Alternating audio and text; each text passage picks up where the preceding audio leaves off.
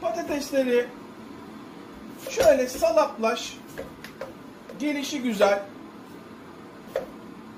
kesip kullanacağınız tencereye atmak istiyorum. Koray, ne kadar patates kullanacağım? Arkadaşlar, tepsinizin büyüklüğü ne kadarsa bir tatlı kaşığı tuz, şöyle dolu dolu, su patatesi geçsin. Sizden istediğim bu. Kapağını kapat.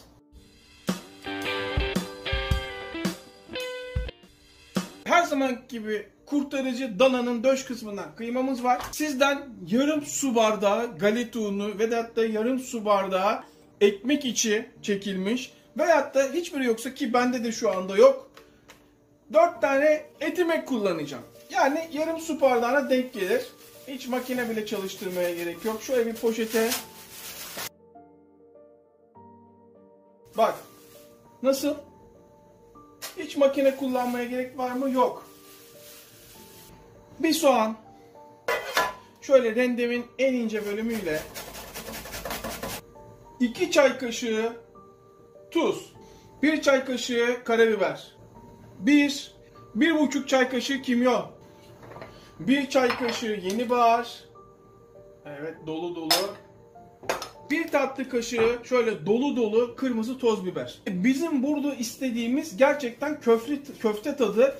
Oda sıcaklığında yarım çay bardağı su. Yumurta tamamen opsiyonel. Paşa gönlünüze kalmış. İster kullanırsınız, ister kullanmazsınız. Ben bile daha karar vermedim. Kullanacağım mı, kullanmayacağım mı? Hemen kıymamız. 2 kere çekilmiş döş kıyma. Böyle sulu istiyorum, tamam mı? Kuru istemiyorum köfte harcımı. İçinde hiçbir pütür kalmıyor, bakın, görüyor musunuz? Buna bir yumurta kıralım.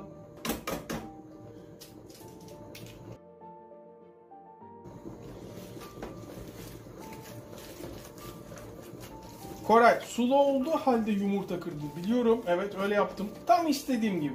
Görüyor musunuz? Benim istediğim bu. Böyle kıymayı uzatabilmek istiyorum. Amacım bu. Kıymanın böyle uzayabilmesi. Köftem hazır. Ama bir kez daha söylüyorum, bak nasıl sulu sulu. Tam benim malzemeleri kullanın. Müthiş. Görüntü bu. Kapat kapağını. Köfte yemeğe göre yapılır. Bu köftede, bu yemeğin köftesi de böyle sulu sulu olacak ve bekletmeye gerek yok. Şimdi bakalım mı patateslerin durumu nasıl? Tutmuyor bile çatal. Böyle yap. Bak, çatalı vurduğum anda 3'e 4'e bölünecek.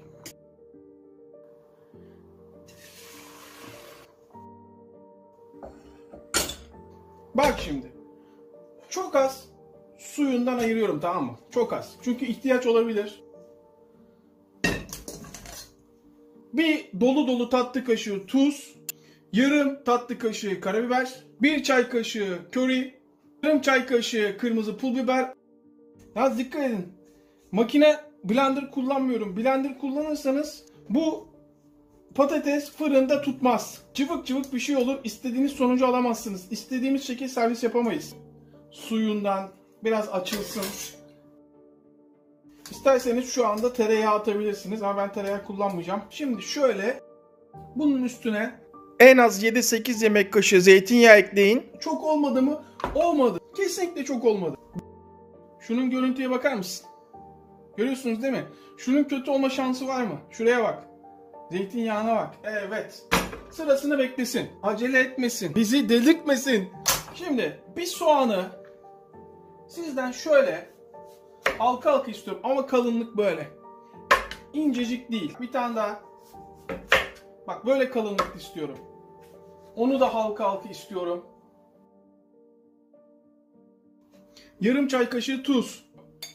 Şu önceden benim ayarladığım kışlık domates rendem. Siz domatesi rendeleyin. Bir domatesi rendeleyin. 1 yemek kaşığı zeytinyağı. Çay bardağının 3'te 1'i kadar su. Altın dokunuş yapıyoruz. 1 tatlı kaşığı hardal. İyice akışkan oldu, görüyor musunuz? Bir fırın tepsisi kullanalım. Daha kadar bereketli bir yemek yaptığımızı anlayın. İlk başta şu yaptığımız karışım var ya, ondan tepsiye döküyoruz. Tamam mı? Bak, yarısını döktüm. Ressam gibi çalış. Her zamanki gibi. Her yerine. Her yerine. Hem bu yapışmasını önleyecek hem de inanılmaz lezzet verecek. Soğanlar.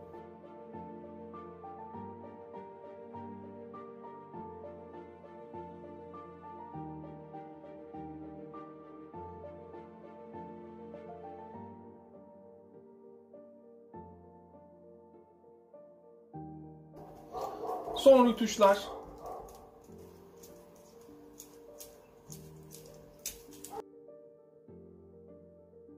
Bu arada fırınımı altlı üstlü şekilde 180 derecede önceden çalıştırmaya başladım. Yani bir yarım saat olmadı, ben size söyleyeyim. Yarım saat bile kalmadı diyebiliriz. Görüyorsunuz, sulu sulu. Şunu şöyle biraz çekelim. Kıymayı ortaya koy.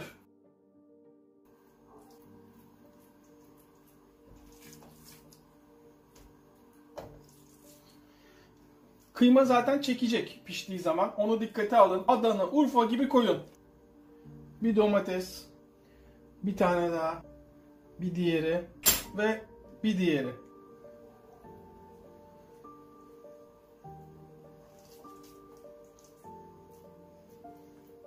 Sulu olmasını, neden sulu yaptığımızı şimdi anladınız mı? Şu kadarcık biberim kalmış. Görüyorsunuz değil mi? Ha Koray, sen önceden planlamıyor musun ya? Vallahi arkadaşlar, spontane.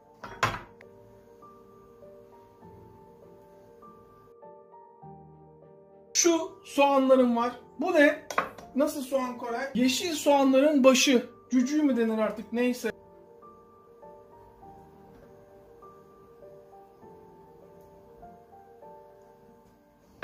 Nasıl oldu? Şu kalan sosumuz. Nasıl görüntü? Nasıl? Evet. İnanılmaz da bereketli. Öğrenci kardeşlerim, ben yapamam. Nasıl yapamazsınız ya? 5 tane patates, yarım kilo kıyma. Allah'ın seversiniz. 2 paket sigara için. Biz de öğrenci olduk. Bize anlatmayın. Dolaba. Pardon. Fırına. Dolaba olur mu? Bu 180 derecede ilk başta bir yarım saat 20 dakika pişsin bakalım. 20 dakika oldu. Zamanlayıcı ötüyor. Bir bakalım. Bir 200 dereceyi çıkartalım, tamam. Bu 10 dakikadan düşsün. 5 dakika yeterli oldu. Ben de fırınımı kontrollü bir şekilde yapıyorum. Böyle bırakmıyorum 10 dakika dediğimde. 6 dakika, 5 dakika geçti. Hemen alacağım. Kontrol etmezseniz patlarsınız. Çok fazla uzamasın diye video kestiğim zamanları göstermedim. Bir tane soğan, bir avuç maydanoz, 2 domates, 2 sarımsak. çok daha lezzetli yapacağız. Hemen bir sos tavasına 1 çay kaşığı kekik, şeker, 1 çay kaşığı pul biber, 1 yemek kaşığı domates salçası, 1 tatlı kaşığı biber salçası. İsteyen acı, isteyen tatlı. 1, 2, 3 tatlı kaşığı zeytinyağı, 1 çay kaşığı tuz. Karıştır.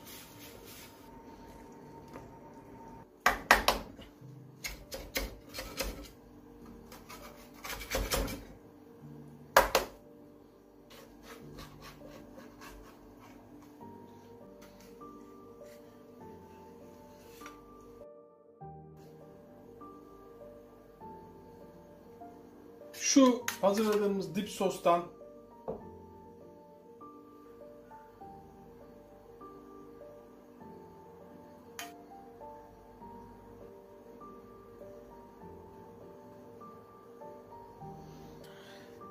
evet, görüntü bu. Nasıl oldu görüntü olarak?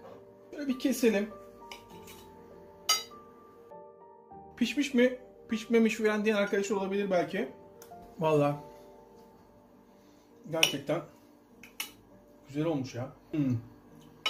Of. Püre zaten olay. Ama zevkler ve renkler tartışılmaz. Yine de sizin kendinizin yapıp karar vermeniz lazım. Bak, domates, salsa sos, biber, alttan gelen soğan.